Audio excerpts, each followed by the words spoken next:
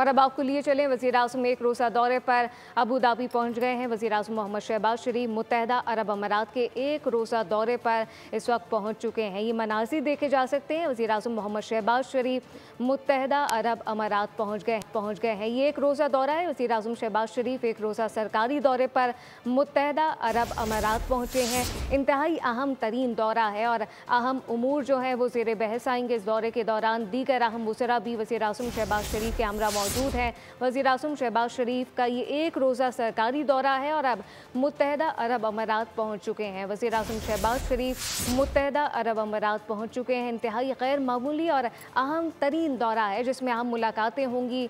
दीगर जो अहम उमूर है वो ज़ेर बहस आएंगे। आलमी और इलाकाई सतह पर भी गुफ्तगू की जाएगी। वज़ीर आज़म शहबाज शरीफ एक रोज़ा सरकारी दौरे पर मुत्तहदा अरब अमारात पहुँच चुके हैं। मनासिर देखे जा सकते हैं। वज़ीर आज़म शहबाज शरीफ का ये सरकारी दौरा है। एक रोज़ा दौरे पर मुत्तहदा अरब अमारात पहुँच चुके हैं। उनका शानदार इस्तकबाल भी किया गया है मुत्तहदा अरब अमारात में। वज़ीर आज़म शहबाज शरीफ का वज़ीर आज़म शहबाज शरीफ एक रोज़ा दौरे पर पहुँच चुके हैं। सब्सक्राइब करें और बेल दबाएं ताकि कोई खबर रह न जाए।